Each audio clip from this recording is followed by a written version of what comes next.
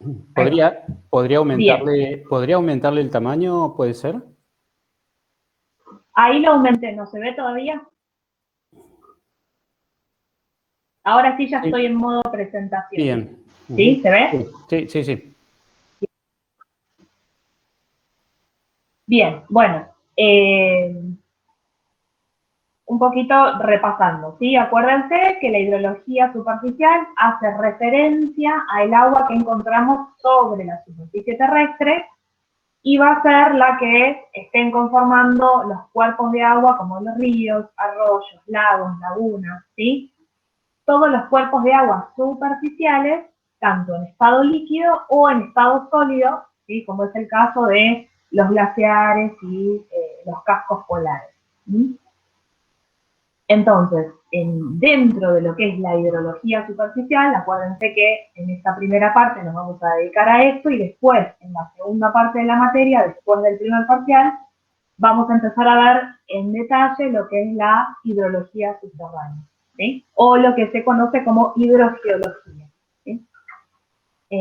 Entonces, en lo que es la hidrología superficial, el proceso o uno de los procesos más influyentes, más determinantes es la escorrentía superficial. ¿Sí? Bien, habíamos visto a partir de esto el ciclo de escurrimiento, ¿sí? Que es el que les decía recién, que consta de 4 fases y es definido para regiones húmedas. ¿Sí? Entonces voy a avanzar esto. Y vamos a adentrarnos en lo que es la caracterización o la clasificación de los cuerpos de agua superficial como son los ríos, ¿sí? Hay distintas clasificaciones de ríos, podemos caracterizar a los ríos según su configuración, según su relación con el agua subterránea y según su origen, ¿sí? A grandes rasgos vamos a ver estas 3 caracterizaciones de los ríos, ¿sí? Tengan en cuenta que los ríos son cuerpos de agua muy importantes, ¿sí? Y son además esencialmente agentes de erosión y de transporte. ¿Qué quiere decir esto? Que a lo largo de todo su recorrido, y obviamente esto va a estar ligado al caudal que tenga cada uno de los ríos, van a ser agentes de erosión porque en su paso van modificando el paisaje, ¿sí? El agua asimismo tiene una gran capacidad de dilución, entonces va a ir interactuando con todas esas, esa textura y esas partículas que va encontrando en su camino, entonces se van a ir generando distintos procesos químicos a lo largo de todo el recorrido de este cuerpo de agua. Y a la vez va a ir transportando distintos materiales, ¿sí? En su interacción con el suelo y también con los distintos seres vivos, con la biota presente, ¿sí? A lo largo de todo su cauce. Por eso decimos que los ríos modelan el paisaje y esencialmente crean llanuras de inundación en las que asimismo se establecen muchas poblaciones, ¿sí? Es decir, los distintos seres vivos que van interactuando en ese ambiente, van a generarse laderas abruptas que van a ir aumentando la inestabilidad y van a ir dando orígenes a deslizamientos. Todo esto va a estar en estrecha relación con la topografía de ese ambiente, ¿sí? A la vez son fuente de agua para riego y para consumo, ¿sí? Pueden o no alimentar represas hidroeléctricas y constituyen importantes vías de comunicación también. Es decir que podemos hacer distintas caracterizaciones de los ríos, sea por su utilidad, por fuente. Nosotros vamos a ver a grandes rasgos 3 tipos de clasificación, ¿sí? Vamos a empezar a ver la clasificación de los ríos en base a su configuración. Entonces, tenemos que tener en cuenta que una propiedad importante que hace a la configuración de los ríos es la sinuosidad, ¿sí? Y este parámetro es una relación, ¿sí? Entre la longitud del canal, o sea, medida a lo largo, ¿sí? de todo el cauce del río, ¿sí? Con respecto a la longitud del valle. Entonces, sabemos que la sinuosidad va a variar entre 1 para aquellos canales que sean perfectamente rectos, hasta un valor de aproximadamente 3 para cursos que son muy sinuosos o tortuosos. ¿Sí? Los canales que tengan una sinuosidad mayor a 1,5 son los que usualmente se describen como meandrosos, ¿sí? Que tienen esta capacidad de formar como estas pancitas, ¿sí? A lo largo de su recorrido. ¿Sí? Los canales meandrosos se manifiestan generalmente, ¿sí? en aquellas zonas de pendientes bajas, entonces por eso son típicos de llanura. ¿Sí? Tienen baja energía justamente porque la pendiente es muy baja, entonces tienen poca capacidad de arrancar sedimentos. Son ríos que tienen menor capacidad de transporte. ¿Sí? Esperen que hay alguien queriendo entrar a la reunión.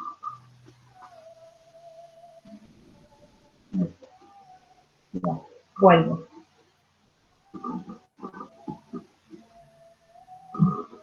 Bien. Los canales pueden ser también rectos, ¿sí? Al tratarse de corrientes de alta energía, entonces en contraposición con los ríos que mencionábamos antes, ¿sí? Son propios de laderas empinadas con gran capacidad de arranque y transporte de sedimentos. Es decir que a mayor pendiente topográfica, ¿sí? Va a ser más plausible que esos cuerpos de agua superficiales tengan mayor capacidad de arrastre y de transporte de sedimentos, ¿sí? Justamente por la mayor capacidad erosiva que tiene ese cuerpo de agua. ¿Sí? Bueno, ustedes van a ver que tanto acá en el PowerPoint como en la entrega teórica tienen varias fotos, ¿sí? Después véanlas cuando lean el material, ¿sí? No es algo en lo que nos vamos a detener mucho, pero sí es importante que ustedes conozcan cuáles son los tipos de río o qué configuración pueden presentar a lo largo de su cauce, ¿sí? Otro tipo de río es el denominado, o que comúnmente se llaman, como que tienen un canal anastomosado, y esta palabra lo que refiere a que están constituidos por distintos canales tributarios, ¿sí? Fíjense en esta foto aérea, que se van separando y juntando, van así conformando como una especie de trenza, ¿sí? Se van juntando y separando entre sí, y esto responde, ¿sí? al tipo de roca que tienen como base. ¿Sí? Por lo general se los considera como que tienen una gran sinuosidad, ¿sí? Y fíjense que les dejo algunos ejemplos. ¿Sí? Fíjense que son zonas en donde la pendiente es pronunciada. ¿Sí? El Río Grande, el Río Quebrado Mahuaca, el Jujuy, el Río Arenales en Salta. ¿Sí? Esa roca que tiene como sustrato genera, ¿sí? Estos canales que van como juntándose y separándose a lo largo de ese cauce. ¿Sí? Ese es un río, una foto típica de un río anastomosado. ¿Sí? Se conoce con ese término. Otro tipo muy común de ríos es el que se conoce como entrelazado, ¿sí? O canal Breider, que corresponde a un único canal que debe ir desviando su curso, ¿sí? Es decir, siguiendo con la topografía del paisaje, el canal se va como desviando a través de una topografía que representa un obstáculo para ese campo. ¿Sí? Entonces, a medida que va sorteando, digamos, esos obstáculos, va depositando en su recorrido parte del material que va arrastrando en su camino. ¿Sí? Entonces va formando lo que son denominadas barras o islas, ¿sí? A partir de las cuales el agua, ¿sí? Se divide, es decir, de alguna manera sortea o saltea esos obstáculos, entonces genera este tipo de recorrido. ¿Sí? Son ríos que transportan mucho material grueso, ¿sí? y recorren sustratos que son fácilmente erosionables, lo que hace que se favorezca ese transporte a lo largo de su camino. ¿Sí? acá otros ejemplos de tipos de estos tipos de ríos, ¿sí? Entrelazados. El río Paraná, el Miranda, La Rioja, ¿sí? Bien. Hay algunos más, yo les presenté algunos. Lo que tenemos que tener en cuenta es que un mismo canal, un mismo cauce puede ir variando su configuración, es decir, que no es que solamente un río se presenta como entrelazado o, no sé, meandroso únicamente, sino que a lo largo de su recorrido puede ir variando su configuración, y sobre todo en aquellos ríos que atraviesan distintos tipos de paisaje porque su longitud es muy extensa, ¿sí? Entonces, un mismo canal puede ir variando su configuración desde sus nacientes hasta su desembocadura, ¿sí? Y obviamente eso va a depender de muchas causas, va a estar ligado principalmente a factores como la pendiente regional del terreno, al volumen y al tipo de sedimento que va transportando, ¿sí? Y a la litología del sustrato. ¿Alguien se quiere sumar? Traten de ser lo más puntuales, ¿sí? Posible, así no tengo que estar saliendo y entrando en la presentación. Bien, vuelvo.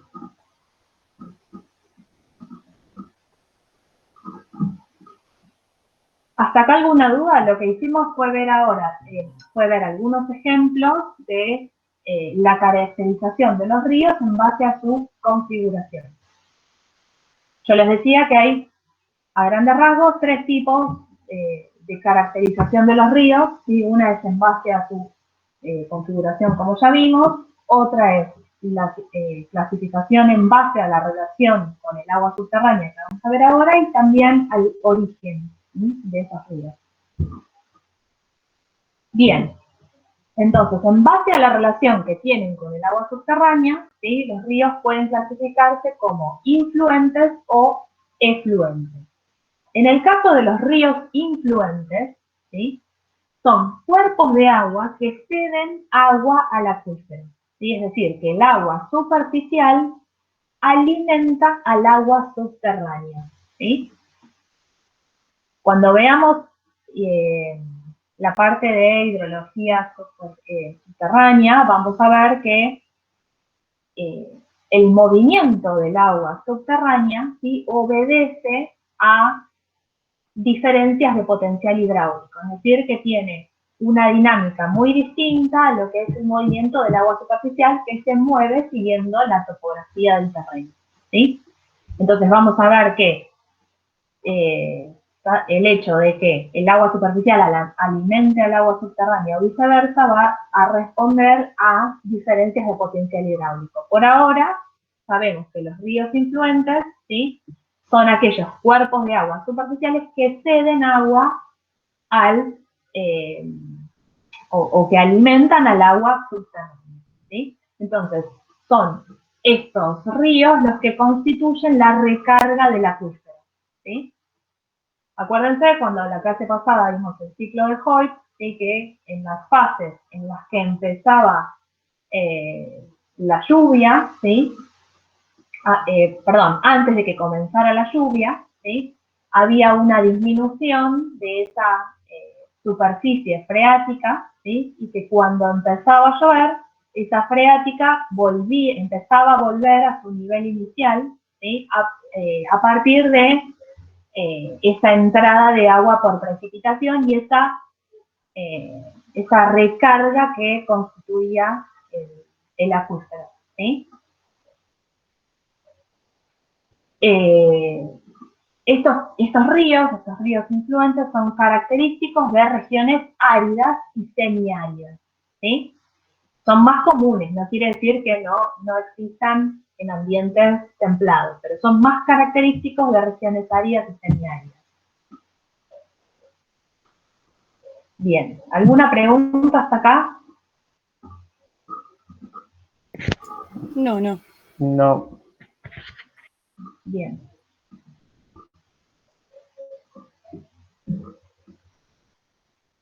Otro tipo de ríos, contrariamente a lo que son los influentes, son los denominados efluentes. Es decir, estos ríos son los que reciben aporte del agua subterránea. ¿Sí? Si los influentes son los cuerpos de agua superficiales que ceden agua al acuífero o alimentan al agua subterránea, los efluentes sucede todo lo contrario. ¿Sí? Son aquellos cuerpos de agua superficiales que reciben, ¿sí?, aporte del agua subterránea. ¿Sí?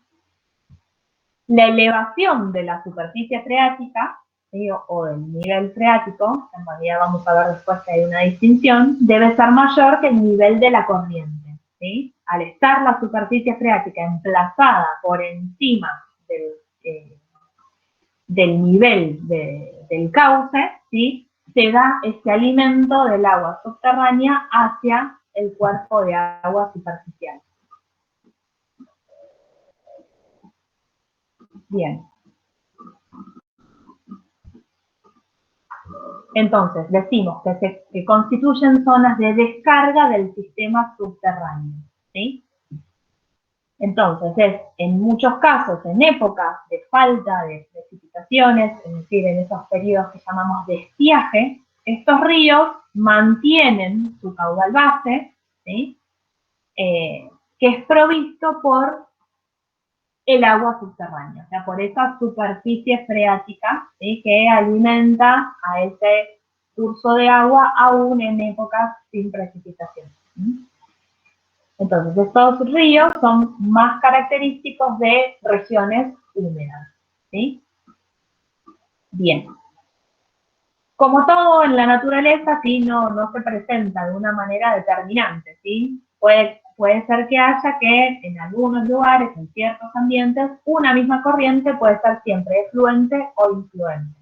¿Sí? La dirección del flujo puede variar a lo largo de la corriente, y entonces en algunas secciones o en algunas zonas, ¿sí?, alguna parte, ¿sí?, de ese cauce va a recibir agua, ¿sí?, de aporte subterráneo, y en otras secciones va a perder agua, o sea, va a ceder agua al acuífero, ¿sí?, dependiendo de cómo va configurándose el suelo y esa topografía a lo largo del recorrido del cauce. ¿Sí? Bien. Entonces, los ríos se llaman influentes o efluentes dependiendo de cuál es la relación con el agua subterránea. Es decir, si aportan o ceden agua al acuífero o es el acuífero el que alimenta al cuerpo de agua superficial. ¿Sí? Y otro tipo de clasificación de ríos es la que es en base a el origen. ¿Sí? Entonces podemos tener ríos perennes o permanentes, ríos transitorios, ¿sí?, y los que se llaman alóctonos o autóctonos. ¿Sí? Los ríos perennes, o también llamados permanentes, son los que siempre tienen agua, ¿sí? Son los que vemos siempre, independientemente del periodo con o sin precipitaciones, sí, que tienen agua en forma permanente, salvo en aquellos periodos de grandes sequías en donde realmente vemos cómo puede disminuir su nivel significativamente. ¿Sí? Y ese aporte subterráneo es el que contribuye a que siempre tengan agua. ¿Sí?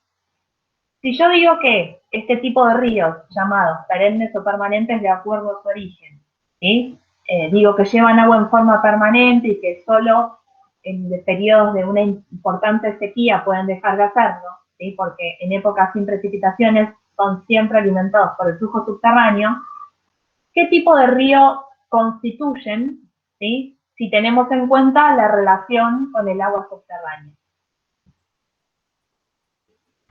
Estos ríos perennes o permanentes, ¿con qué coinciden también? Con ser ríos efluentes o influentes. Influentes. Efluentes para mí. Volvamos. Fíjense, los ríos efluentes son los que reciben aporte de agua subterránea, ¿sí? Entonces serían los ríos efluentes, ¿sí? Ay, perdón, estoy haciendo lío con las siglas. Efluentes, ¿sí? Porque son aquellos que reciben aporte subterráneo, ¿sí? ¿Se entiende? Fíjense que las clasificaciones no son excluyentes, ¿sí? Un tipo de río que yo denomino perenne o permanente de acuerdo a su origen, ¿sí? Si lo analizo en relación al agua subterránea, digo también que son efluentes, ¿sí? Entonces, este tipo de clasificaciones son, digamos, paralelas, no son excluyentes entre sí, ¿sí? Sino que lo que estoy teniendo en cuenta para la caracterización son diferentes criterios, ¿sí? Bien, los ríos transitorios, a su vez, pueden ser intermitentes o efímeros, ¿sí? Aquellos intermitentes son los cursos que fluyen solo durante ciertos periodos y esto está en relación a la fluctuación de la superficie freática, ¿sí? O por el aporte de fuentes superficiales como el derretimiento de nieve, ¿sí? Si hay un clima que favorece el derretimiento de nieve, bueno, en esas épocas ese caudal del cauce va a ir en aumento, ¿sí? O si fluctúa la superficie freática y en ciertos periodos está más cercana a la superficie terrestre, también va a producir un aumento del cauce del río. Pero esto no es permanente, sino que se da solamente en ciertos periodos, ¿sí? Entonces, durante esos periodos son los que va a tener agua ese cauce. Por eso los denominamos, dentro de los ríos transitorios, los ríos intermitentes, ¿sí? Y dentro de los transitorios también tenemos ríos que se denominan efímeros, que son aquellos que llevan agua solo derivada de precipitaciones. Por lo tanto, van a ser cauces de agua, ¿sí? Que van a presentarse, digamos, luego de eventos de precipitación, ¿sí? No reciben aportes subterráneos ni de fuentes superficiales, ¿sí? Bien, entonces, dentro de los ríos clasificados según el tipo de origen, vimos ríos perennes o permanentes, ríos transitorios, que pueden ser intermitentes o efímeros, ¿sí? Y ahora vamos a ver los alóctonos y los autóctonos. Los ríos alóctonos son aquellos que nacen, por lo general, en alta montaña, o sea, en zonas de pendiente mayor, y recorren varios kilómetros hasta su desembocadura, ¿sí? Que por lo general se da en zonas de un nivel de base principal, ¿sí? Es decir, que atraviesan un largo recorrido, ¿sí? Y digamos, los climas o sea, más característicos de esas zonas en donde nacen, ¿sí? Son diferentes a los que se presentan en la zona de su desembocadura, ¿sí? Las cabeceras de estos ríos nacen en climas más húmedos o lluviosos que el lugar donde desembocan. Entonces, durante su recorrido, no reciben afluentes en su tramo medio e inferior, por lo general, ¿sí? Algunos ejemplos de estos ríos lo constituyen el río Colorado, el Paraná, ¿sí? En contraposición tenemos los ríos autóctonos, que son ríos que nacen y desembocan en la misma región, que por lo general son ríos de menor extensión que los autóctonos, ¿sí? Profe, estos nombres tienen que ver con la materia orgánica, o sea, la materia que cuando pasa el río, porque alóctonos y autóctonos tiene que ver con la materia también, con lo que se arrastra, digo, del río. ¿No tiene que ver con eso? No, pero en este caso no tiene tanto que ver con eso, sino que hace referencia al tipo de ambiente en el que nace y desemboca el río, ¿sí? Si el ambiente de o sea, del lugar donde nace el río y donde desemboca tiene las mismas condiciones climáticas, entonces decimos que son ríos autóctonos. Ahora, si son ríos de grandes extensiones que atraviesan distintos ambientes a lo largo de su recorrido ¿sí? Y el clima correspondiente a ese ambiente en donde ese río nace es diferente al ambiente en donde desemboca ese río, lo llamamos alóctono, ¿sí? Pero no tiene tanto que ver con la materia orgánica presente. Ok. ¿Sí? Bien. Bueno, entonces, siguiendo un poquito con lo que es el análisis, ¿no? Del escurrimiento superficial y de los procesos tendientes a que ocurran en superficie. Nosotros habíamos visto que la cuenca hidrográfica o la cuenca hidrológica fundamental, decíamos que constituye todo análisis hidrológico, ¿sí? Y habíamos dicho que era básicamente una superficie del terreno dentro de la cual, ¿sí? El agua que precipita fluye hacia un punto común, que es el punto más bajo de esa zona, ¿sí? Y forma el cuerpo de agua superficial, ¿sí? Que puede ser un lago, un río, un mar, etc. ¿Sí?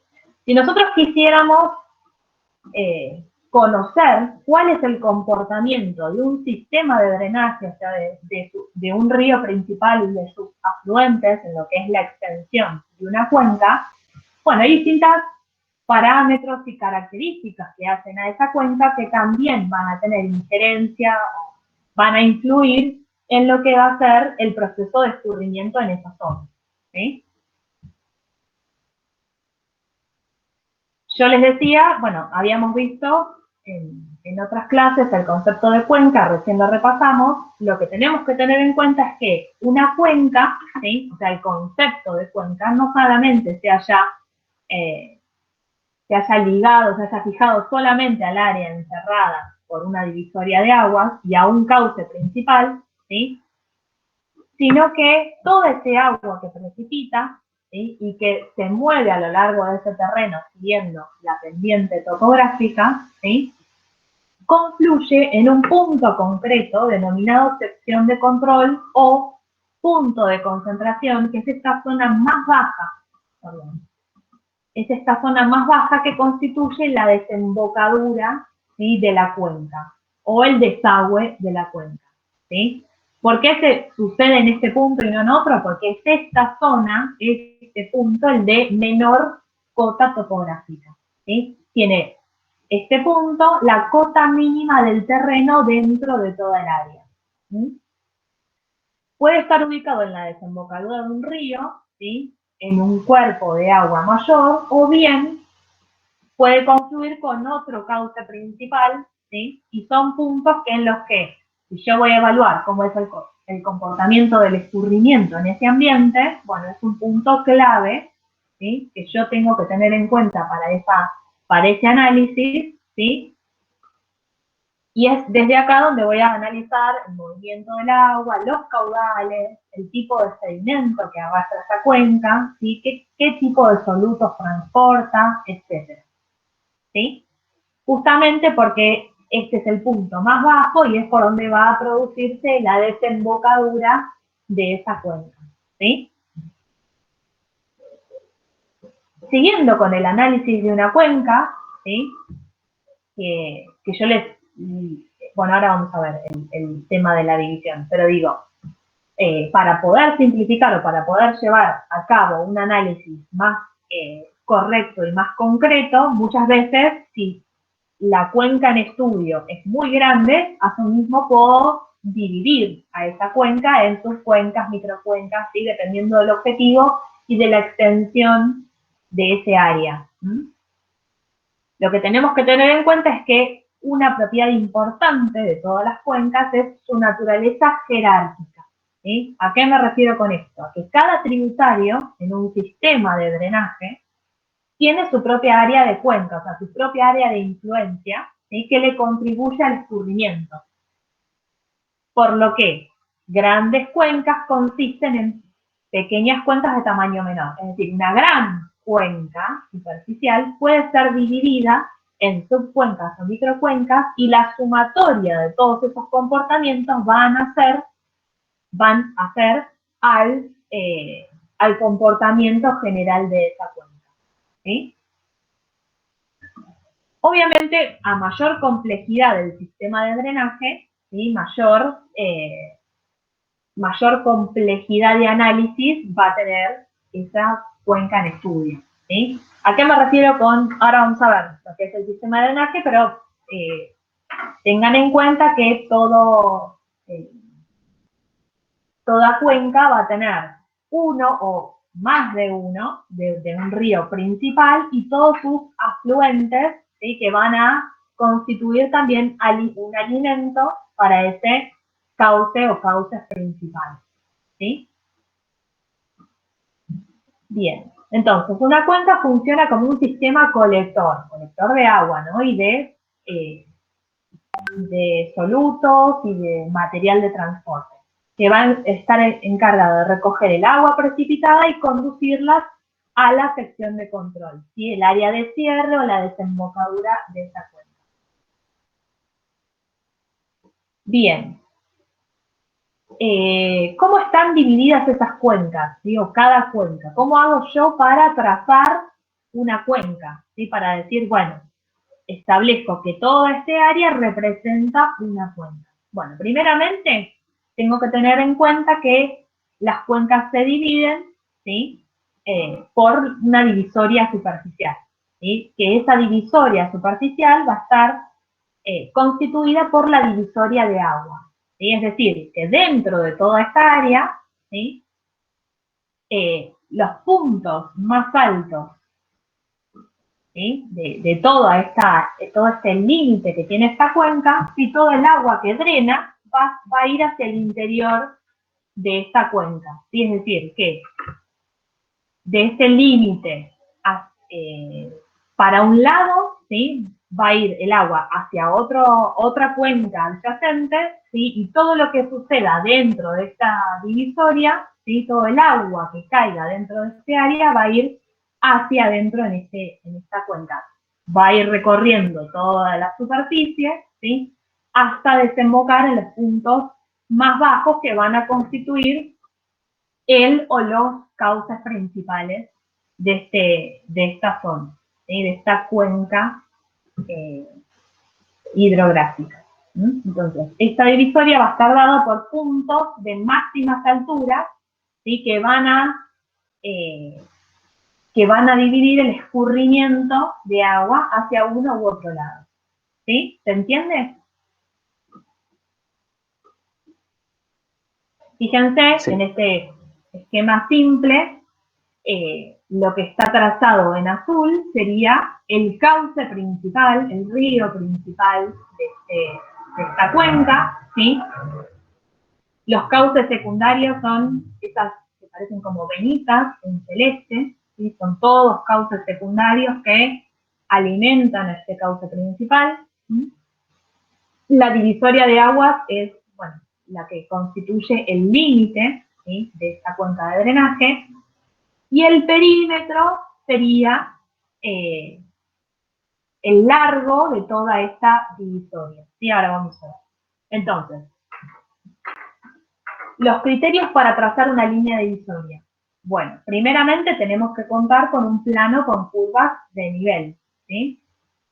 Entonces, en base a ese plano, yo lo que puedo tratar de identificar primeramente es un curso de agua principal con todos sus cauces secundarios que van a aportar a ese cauce principal. La línea divisoria, ¿sí? El criterio que tengo que tener en cuenta para su trazado, ¿sí? Es que corta perpendicularmente a las curvas de nivel y pasa estrictamente por los puntos de mayor nivel topográfico. Fíjense en este esquema muy simplificado, ¿sí? Fíjense que lo que está en azul sería un cauce principal que luego se divide en dos, ¿sí? Aquí tenemos el punto más bajo, digamos, de lo que es donde se encuentra la desembocadura, ¿sí? De la cuenca, el punto de cota mínima. ¿Sí? Y lo que tenemos en gris son las cotas, ¿sí? Fíjense como les decía recién, la línea divisoria corta perpendicularmente a las curvas de nivel. ¿Sí? Yo no puedo trazar una divisoria que vaya siguiendo la curva de nivel, sino que la tiene que cortar perpendicularmente. ¿Sí? Lo que está en línea punteada en rojo es la línea divisoria de esa cuenca. ¿Sí? Bien, y pasa estrictamente por los puntos de mayor nivel topográfico. No sé si ya han visto en otra materia los mapas topográficos, pero donde se hace la curvita, ¿sí? Esta pancita en las curvas, ¿sí? Corresponden a los puntos de mayor nivel topográfico. ¿Sí? Fíjense que la divisoria corta justamente por esos por esas secciones, ¿sí? Bien, cuando la divisoria aumenta de altitud, corta a las curvas por su parte convexa, fíjense, ¿sí? Cuando la altitud de la divisoria va decreciendo, corta las curvas de nivel en su parte cóncava. Estos son criterios que tenemos que tener en cuenta a la hora de trazar una divisoria para la determinación de una cuenca. Generalmente lo que hacíamos cuando podíamos cursar en la presencialidad era trabajar a partir de mapas topográficos, entonces en grupos, ¿sí? Se dividían y trataban de identificar un cauce principal con sus afluentes, ¿sí? Y en base a la lectura de esos mapas trataban de hacer el trazado, ¿sí? de una cuenca hidrográfica. Obviamente ahora no lo podemos hacer, no podemos trabajar directamente sobre los mapas, pero de todas maneras lo que estamos viendo son los criterios que ustedes tendrían que tener a la hora de hacer un trazado, ¿sí? Obviamente hoy hay programas digitales y esto no se hace a mano a partir de un mapa topográfico, pero sin embargo era un buen ejercicio para familiarizarse con los mapas, tratar de analizarlos, de ver qué nos marcan, qué nos indican, qué información nos dan en esos mapas, y a partir de eso, bueno, hacer el intento de un trazado de una cuenca hidrográfica, ¿sí? Bien, otro criterio importante es que esa divisoria nunca va a cortar un cauce, sino que solo va a suceder esto en el área de control, y en el área de cierre de esa cuenca, ¿sí? Bien, fíjense, este creo que es un esquemita que ya les había marcado, ¿sí? Este coincide con una cuenca hidrográfica en una zona de pendiente, pero de todas maneras creo que ilustra lo que es la divisoria de la cuenca, ¿sí? En donde yo les decía que dentro de ese área, ¿sí? Toda el agua precipitada va a seguir un recorrido tendiente a seguir la cota del terreno y va a escurrir, digamos, en los puntos más bajos, hacia los puntos más bajos de esa cuenca, ¿sí? Que va a constituir el cuerpo de agua superficial principal, y asimismo va a seguir un recorrido hacia la desembocadura de la cuenca, que es la zona de la mínima pendiente topográfica, ¿sí? Bien. Bueno, esto también ya se les había mostrado, pero ilustra más o menos lo mismo, ¿sí? Para el caso de cuencas muy llanas, en donde quizás, bueno, justamente la variación de la cota topográfica es muy baja y muy pequeña, entonces las divisorias se hacen más complejas de definir, lo que suele hacerse es, en la medida de lo posible, y lo hacen quienes estén en condiciones de poder realizar estos trabajos, lo que se hace es efectuar reconocimientos aéreos, ¿sí? Sobre todo durante las crecidas, es decir, luego de alguna precipitación, para poder obtener fotografías que puedan demostrar, bueno, cómo es este comportamiento del escurrimiento en esas áreas, en esas cuencas topográficas de zonas de pendiente muy baja, ¿sí? Y ver cómo escurren. Obviamente que también para evaluar escorrentía y modos de escurrimiento y cómo es el comportamiento del escurrimiento superficial en una zona, también hay distintos programas que hacen una modelización de ese escurrimiento. Nosotros acá en la materia no lo vamos a ver, pero sepan que hay varios modelos, ¿sí? Con distintas ecuaciones y distintos modelos matemáticos que simulan el comportamiento del escurrimiento en una zona, ¿sí? Les decía, no lo vamos a ver, pero son programas de importancia para distintos análisis hidrográficos, ¿sí? Bien, y obviamente que el escurrimiento superficial y el comportamiento del agua dentro de una cuenca responde a muchas características físicas, químicas, que caracterizan a la cuenca, ¿sí? Y sobre todo muchos parámetros que hacen a la forma, ¿sí? de una cuenca. Todas esas propiedades o parámetros importantes, ¿sí? Conforman lo que se llama la morfometría de cuencas, ¿sí? Metría viene de la posibilidad de medición y morfo hace referencia a la forma, ¿sí? Entonces, vamos a ver algunos parámetros que describen a las cuencas y hacen a lo que es el comportamiento del escurrimiento superficial, ¿sí? Entonces, muchas de las propiedades importantes que caracterizan a una cuenca pueden ser expresadas de manera cuantitativa, ¿sí? Para poder hacer comparaciones y, bueno, justamente comparar entre cuencas, ¿sí? Tales expresiones, como les decía, conforman la morfometría de la cuenca de drenaje e incluyen diversos parámetros e índices, ¿sí? Vamos a ver algunos. Algunos parámetros, por ejemplo, constantes. El área de la cuenca, ¿sí? Que por lo general se expresa en kilómetros cuadrados. El perímetro, en kilómetros, que es la longitud de la línea divisoria de la cuenca, ¿sí? Y después un montón de parámetros que pueden medirse y se consideran constantes, como la longitud del cauce principal, la cota del punto más alto del cauce principal, la cota del punto más alto de la cuenca, ¿sí? Generalmente medida siempre en metros sobre el nivel del mar, la cota de la sección de control, esa zona que yo les decía que es la zona de la pendiente más baja, o sea, de la cota mínima topográfica de la cuenca, ¿sí? Todo va a depender, o sea, los parámetros y los índices que se utilicen van a depender del objetivo del análisis hidrológico, ¿sí? Pero son todos parámetros que hacen a la cuenca y por lo tanto al comportamiento del escurrimiento superficial, ¿sí? Dentro de lo que son los parámetros de forma, ¿sí?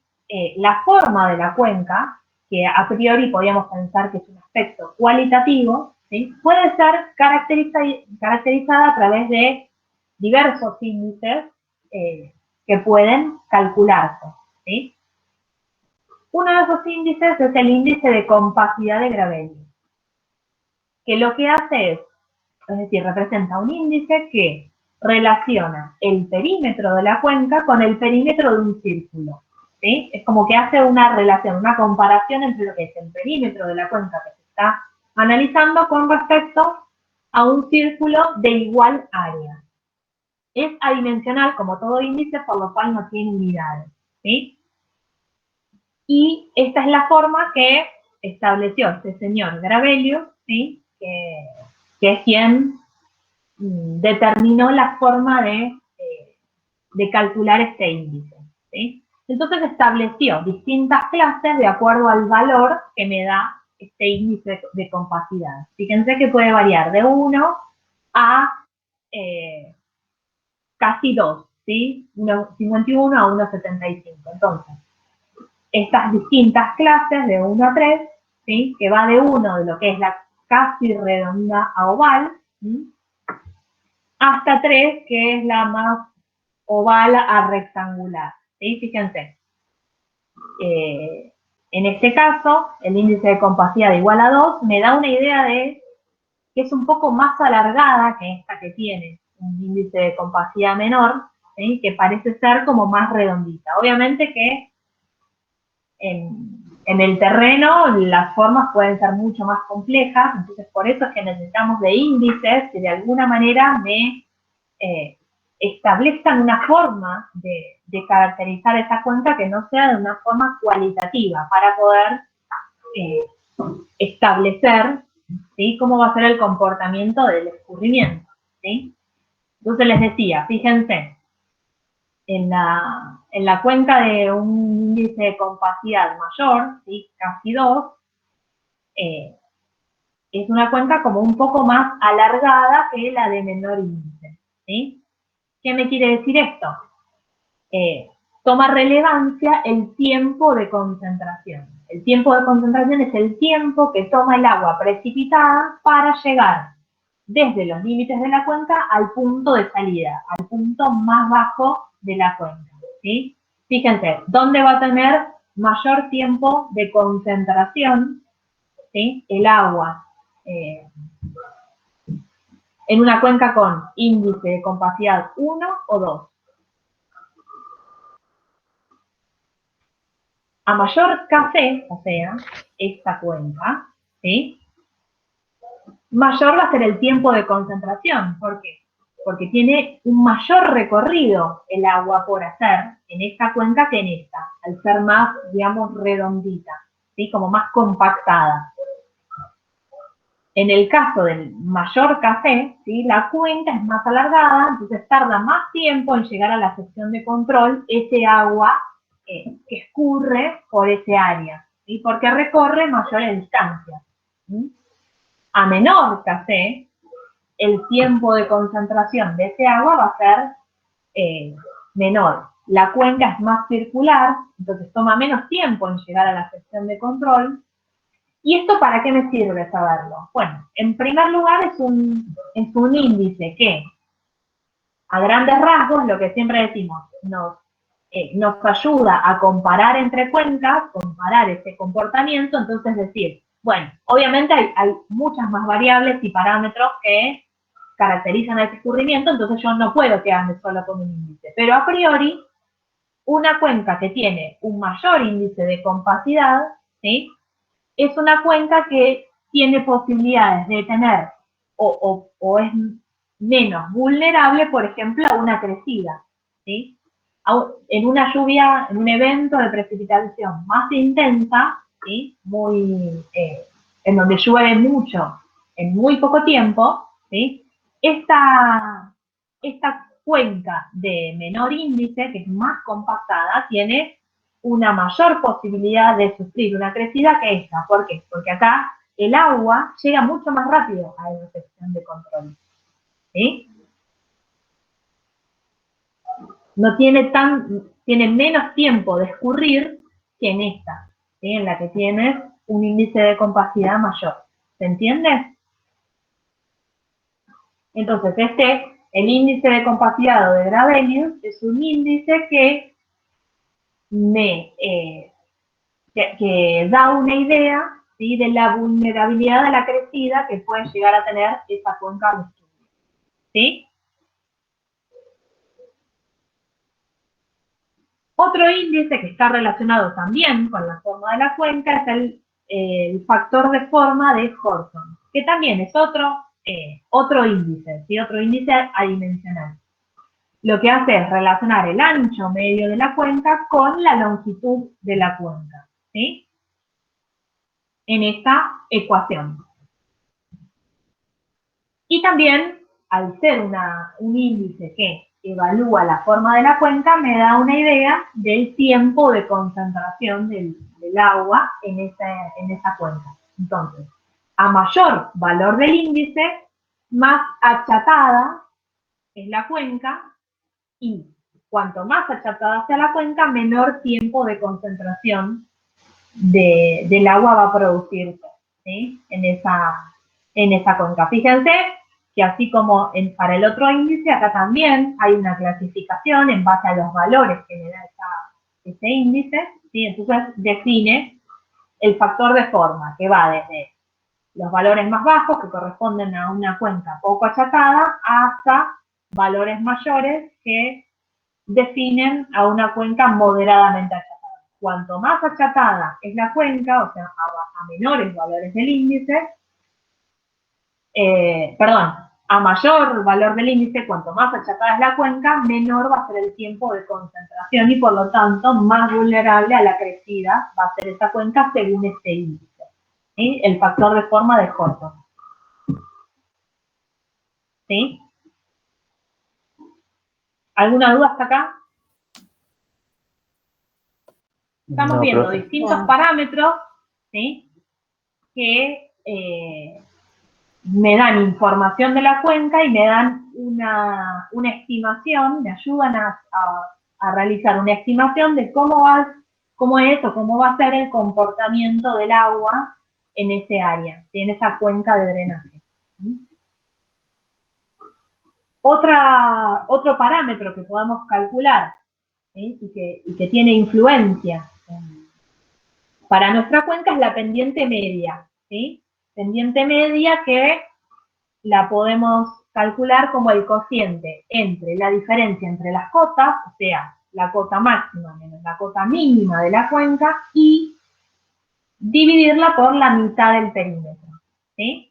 La pendiente media es un indicador de la velocidad media de escorrentía, o sea que el valor de la pendiente media me da una idea de cuán erosiva puede ser esa cuenca, ¿sí? Del poder de erosión que tiene ese área, y por lo tanto, bueno, lo que les decía recién, el grado de erosión y de transporte y del tiempo de concentración, ¿sí? Que tiene esa cuenca de drenaje.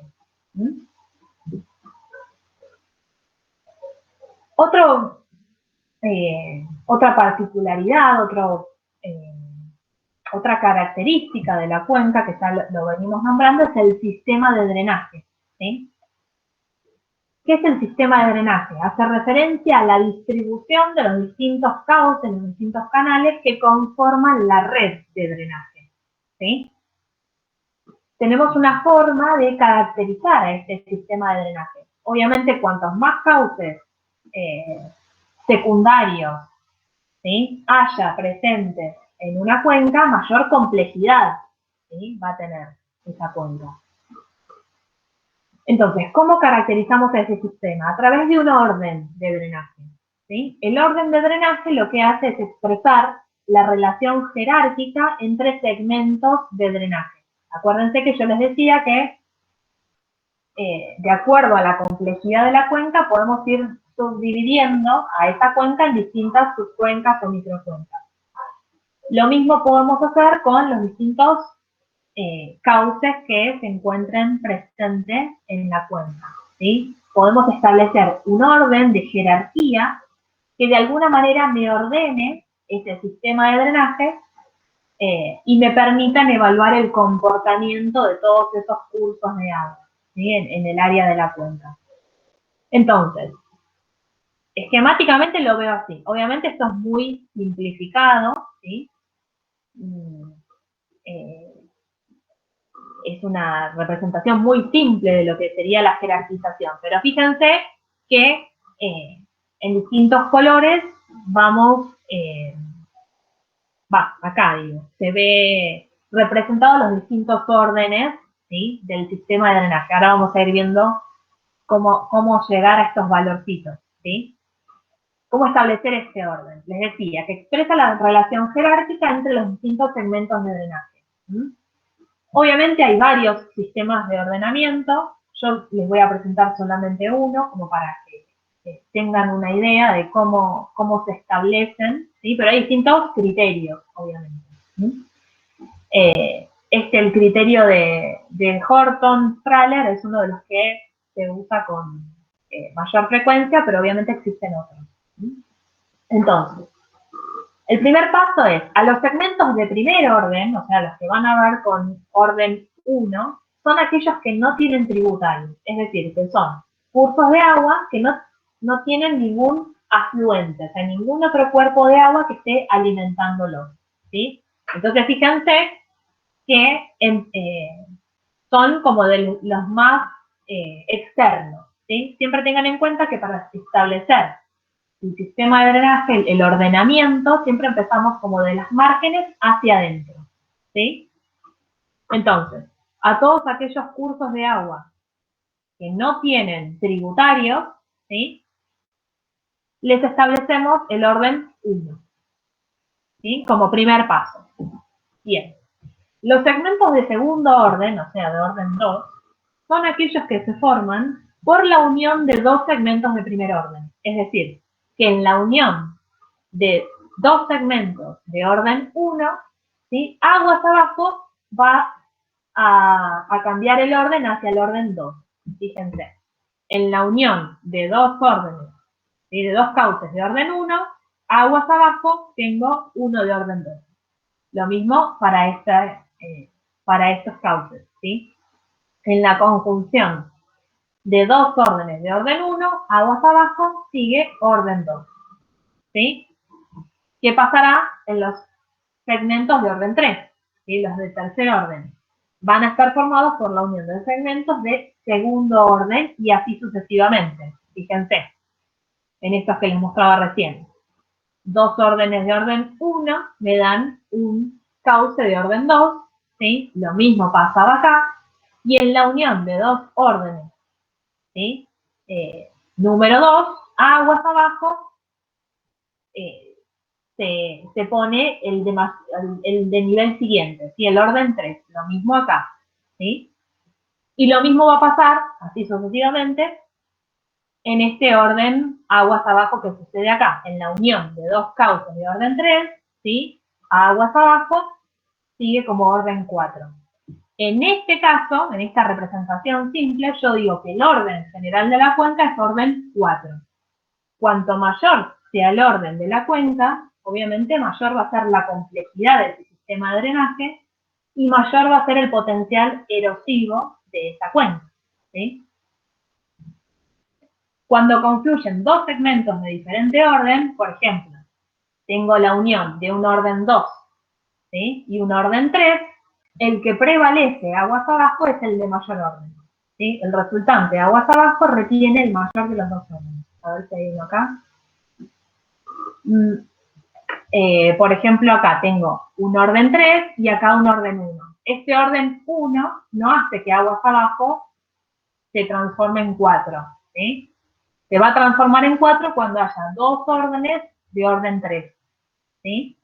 Pero acá el que prevalece es el de mayor orden, orden 3, ¿sí? Lo mismo acá, tengo un orden 1 y un segmento de orden 4. El que prevalece es el 4, acá abajo no continúa como orden 5, ¿sí?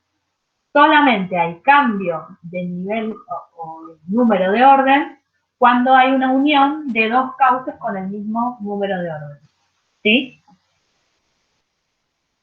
Bien, lo que les decía, por último, una vez que tenemos establecidos todos los órdenes de ese sistema de drenaje desde afuera hacia adentro, o sea, desde las bordes hacia adentro, ¿sí?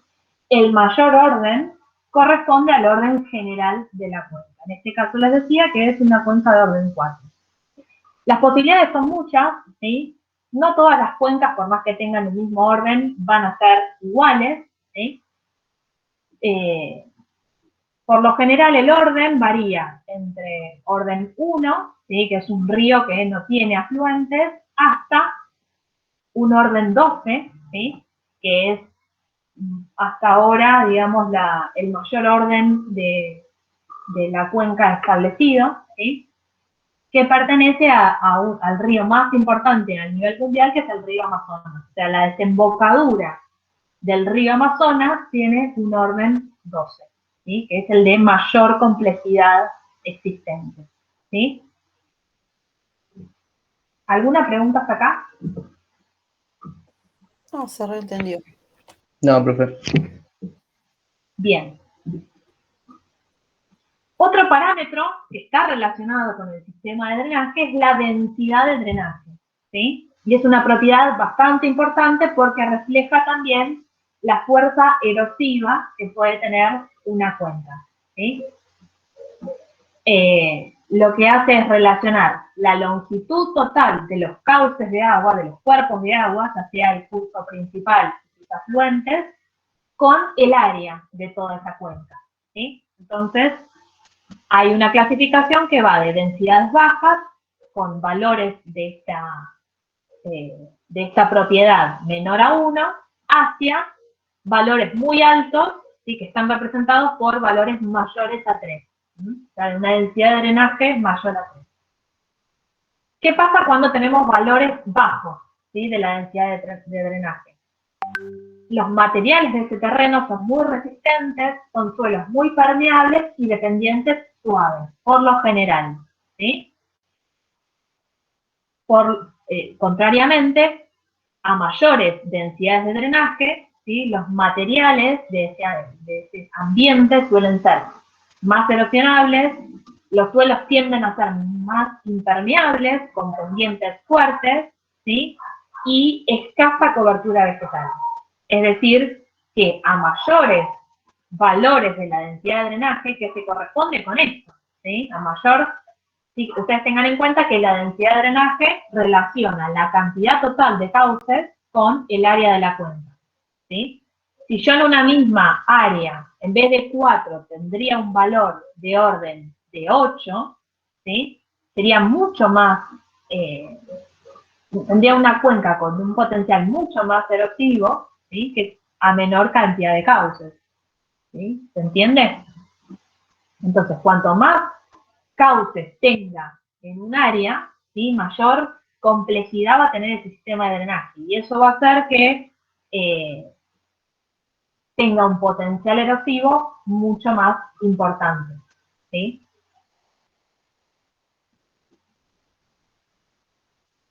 Bien. Hay distintos patrones de drenaje y eso está ligado a cómo se distribuyen los cauces de agua en el terreno, ¿sí? Que obviamente van a estar en relación con la topografía, los materiales y la litología del terreno.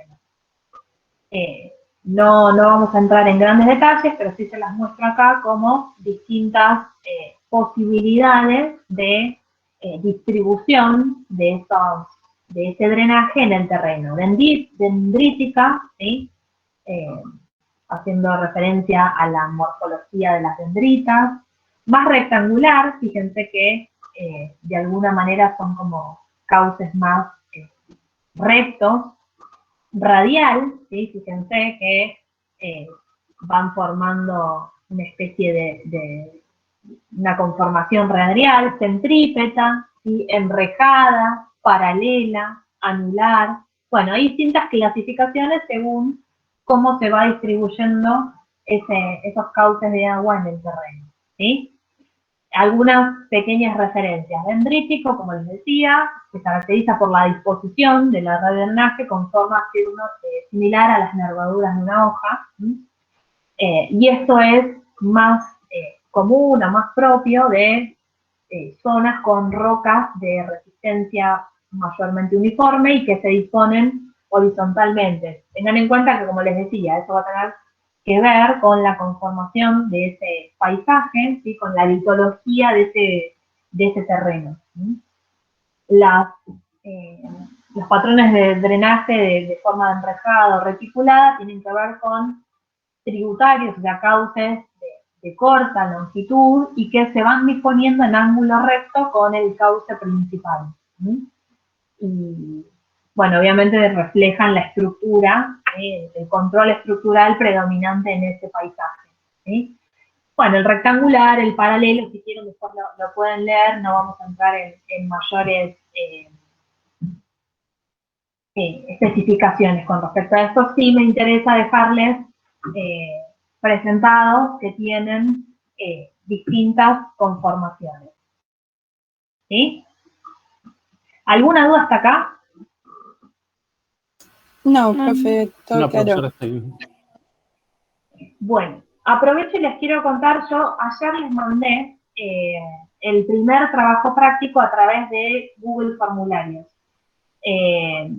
¿Todos lo recibieron? Sí, Sí. yo lo recibí.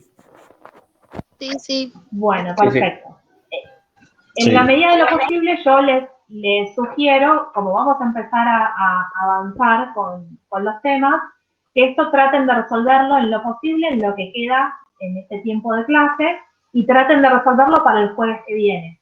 ¿Sí? Cosa del jueves que viene, a lo largo de toda esta semana, puedan consultar las dudas que les hayan surgido. ¿Sí? Tengan en cuenta que está hecho en formularios de Google y creo que en este práctico casi todas las preguntas tienen, o sea, son de multiple choice, entonces cuando ustedes responden y envían el formulario, tienen la posibilidad de ver cuáles hicieron o cuáles respondieron de forma correcta y cuáles no.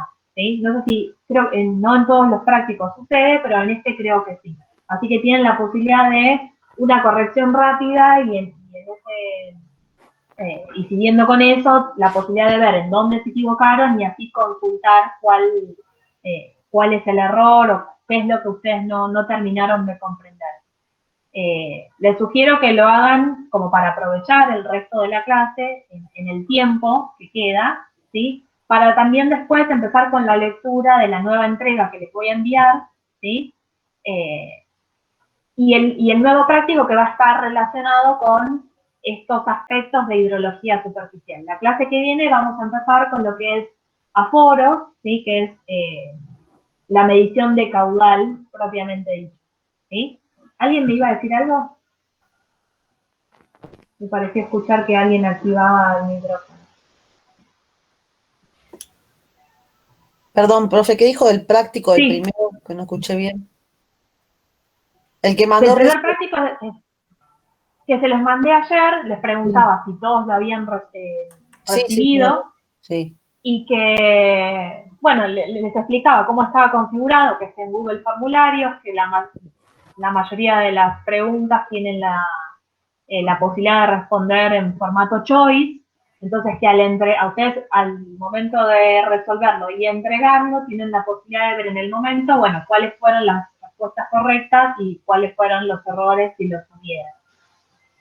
Y que traten de resolverlo si aún no lo hicieron en el tiempo que queda de esta clase, como para tenerlo resuelto para la clase que viene, el jueves que viene, ¿sí? Ok.